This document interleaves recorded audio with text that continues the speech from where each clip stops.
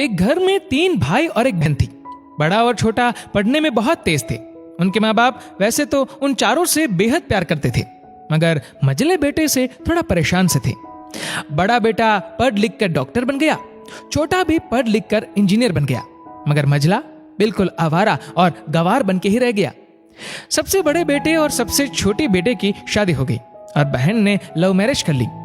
बहन की शादी भी अच्छे घराने में हुई थी। आखिर उसके 2 भाई डॉक्टर और इंजीनियर जो थे, लेकिन मझले को कोई लड़की नहीं मिल रही थी। बाप भी परेशान था और माँ भी परेशान थी। बहन जब भी मायके आती सबसे पहले छोटे भाई और बड़े भैया से मिलती, मगर मझले से कम ही मिलती थी, क्योंकि वह न तो कुछ दे सकता था और न ही वह जल्दी घर पे मिलता था। वैसे वह दिहाड़ी मजदूरी करता था। पढ़ नहीं सका तो नौकरी कौन देता। मझले की शादी किए बिना पिताजी गुजर गए। माँ ने सोचा कहीं अब बंटवारे की बात न निकले, इसलिए अपने ही गांव से एक सीधी सादी लड़की से मझले की शादी करवा दी। शादी होते ही न जाने क्या हुआ कि मझला बड़े लगन से काम करने लगा। दोस्तों ने कहा, ए चंदू, आज अड्डे पे आना। चंदू ने कहा, आज नहीं, फिर कभी। दोस्त ने कहा, अरे तू शादी के बाद तो जैसे बीबी का गुलाम ही हो गया। चंदू ने कहा, अरे ऐसी बात नहीं, कल मैं अकेला एक पेट था तो अपनी रोटी के हिस्से कमा लेता था। अब 2 पेट है आज, और कल 4 पेट हो सकते हैं। घर वाले मुझे नालायक कहते थे, मेरे लिए चलता था, मगर मेरी पत्नी मुझे कभी नालायक कहे तो मेरी मर्दानगी पर एक भद्दा गाली है, क्योंकि एक पत्नी के लिए उसका पति उसकी इज्जत और उम्मीद होता है। उसके घर वालों ने भी तो मुझ पर भरोसा करके ही तो अपनी बेटी दी होगी, फिर उनका भरोसा कैसे तोड़ सकता हूँ। कॉलेज में नौकरी की डिग्री मिलती है, लेकिन ऐसे संस्कार तो माँ बाप से मिलते हैं जो मझले बेटे में थे।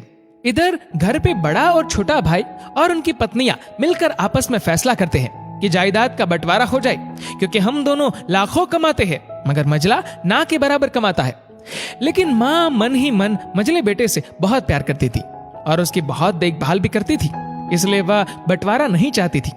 उसने बंटवारे के लिए दोनों बेटों को मना किया, लेकिन माँ के लाख मना करने पर भी बंटवारा की तारीख तय होती है। बहन भी आ जाती है, मगर चंदू है कि काम पे निकलने को बाहर जा रहा है। उसके दोनों भाई उसको पकड़कर भीतर लाकर बोलते हैं कि आज तो रुक जा, बंटवारा कर ही लेते हैं। वकील कहता है सबको साइन करना पड़ेगा। चंदू ने कहा, तुम लोग बंटवारा करो, मेरे हिस्से में जो समझ में आए दे देना, मैं शाम को आकर अपना बड़ा सा अंगूठा चिपका दूंगा पेपर पर। बहन ने कहा, अरे बेवकूफ, तू गवार का गवार ही रहेगा, तेरी किस्मत अच्छी है कि तुझे इतने अच्छे भाई और भैया मिले। माँ ने कहा, अरे चंदू, आज रुक जा, बंटवारे में कुल 10 बीघा जमीन में दोनों भाई 5-5 रख लेते हैं और चंदू को पुश्तैनी घर छोड़ देते हैं। तभी चंदू जोर से चिल्लाता है, अरे फिर हमारी छुटकी का हिस्सा कौन सा है। दोनों भाई हंसकर बोलते हैं, अरे मूर्ख, बंटवारा भाइयों में होता है और बहनों के हिस्सों में सिर्फ उसका मायका ही है।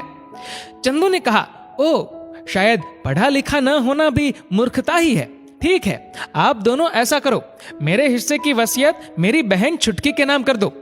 दोनों भाई चकित होकर बोलते हैं, और तू?